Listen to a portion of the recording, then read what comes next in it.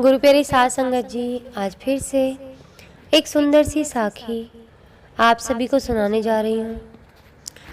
गुरु प्यारी साध संगत जी, जो लोग दूसरों के हिस्से का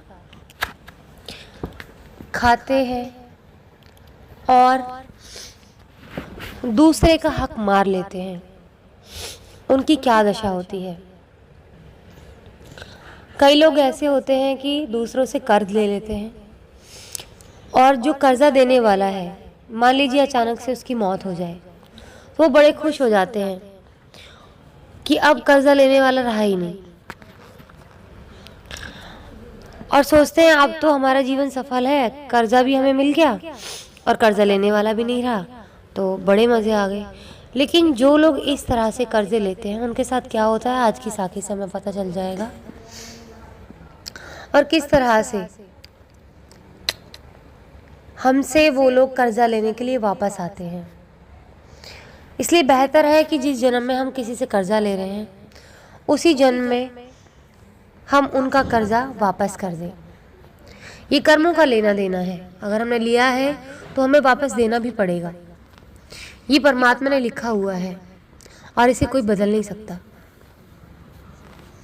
आइए गुरु प्यारी साध संगत जी, सुनते हैं आज की ये सुंदर सी साखी।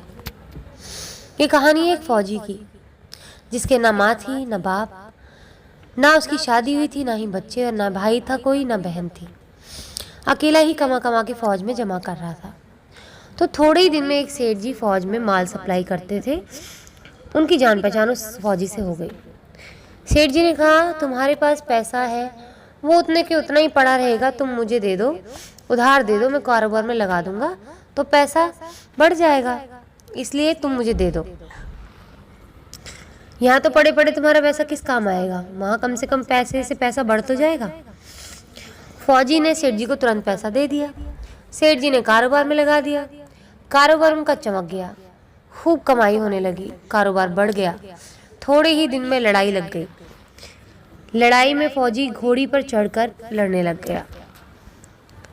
घोड़ी इतनी बदतमीज थी कि जितनी जोर जोर से लगाम खींचे उतनी ही तेज भागी।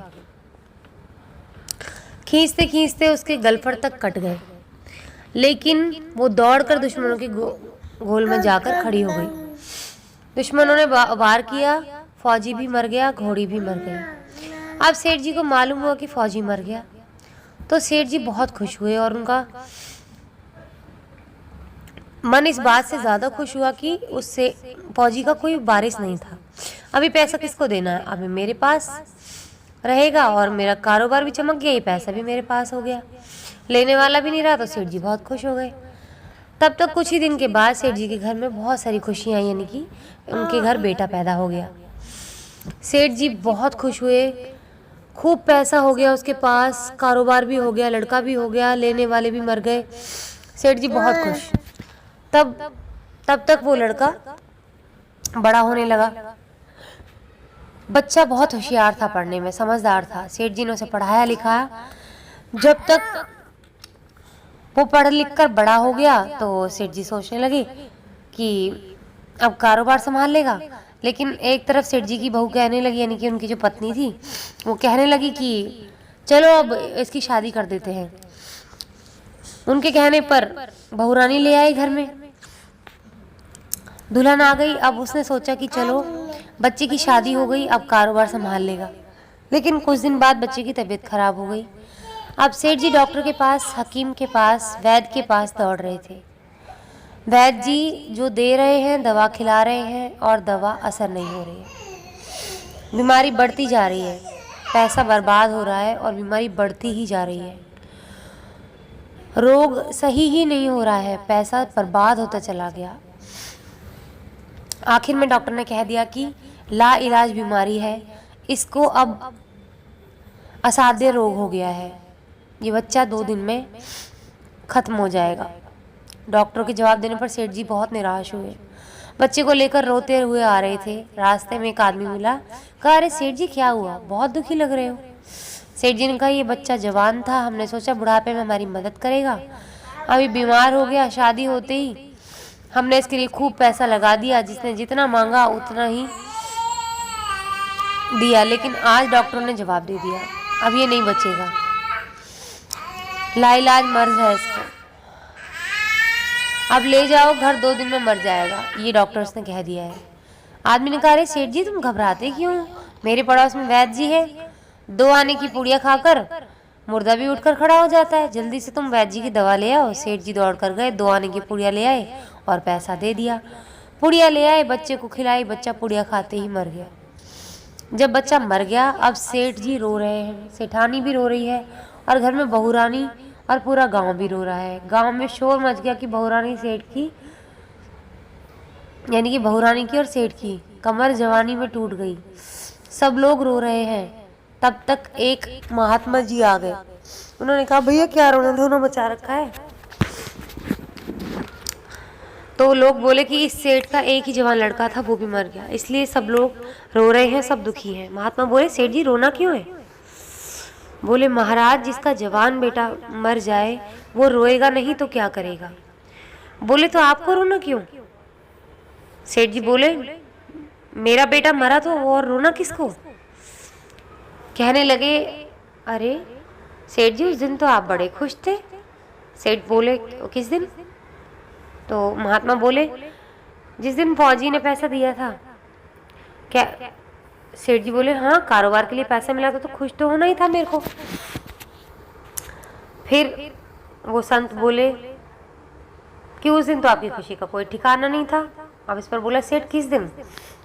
संत बोले कि जिस दिन फौजी मर गया, सोचा कि अब तो पैसा भी नहीं देना पड़ेगा, माल बहुत हो गया, कारोबार खूब चमक गया, अब देना भी नहीं पड़ेगा, तो बहुत खुश थे।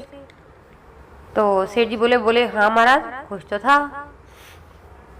बोले, और उस दिन तो, यानी कि संत फिर बोले कि उस दिन तो आपकी खुशी का कोई ठिकाना नहीं था, पता नहीं कितनी मिठाइयाँ बांट दी थी आपने। अब सेठ बोला, किस दिन महाराज जी।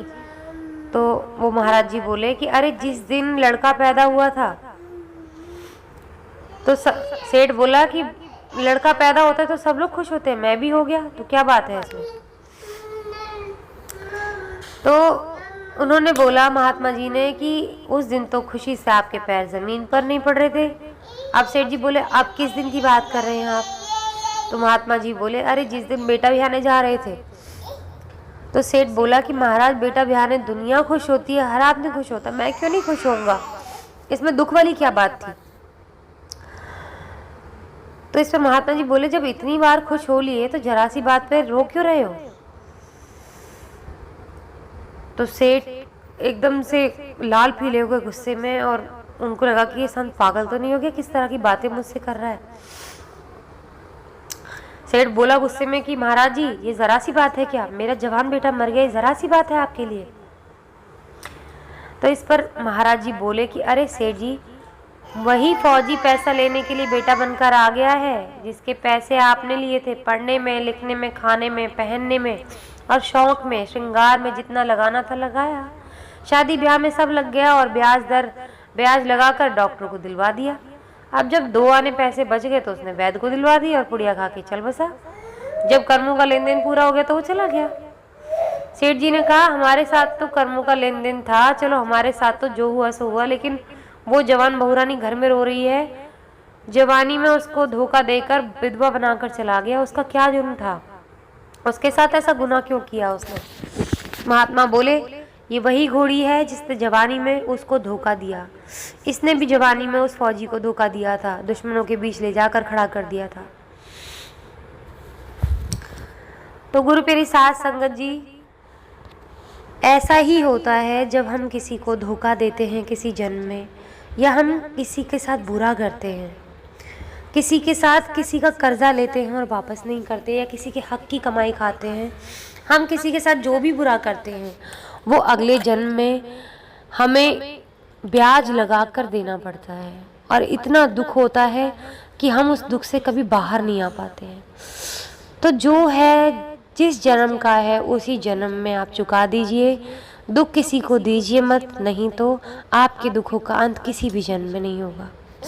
आज इसी के साथ इस सुंदर सी साखी को यहीं समाप्त करना चाहूँगी। मिलती हूँ आपसे अपनी अगली वीडियो में नई साखी के साथ। तब तक के लिए खुश रहें, सुमिरन करते रहें, सच्ची सेवा करते रहें।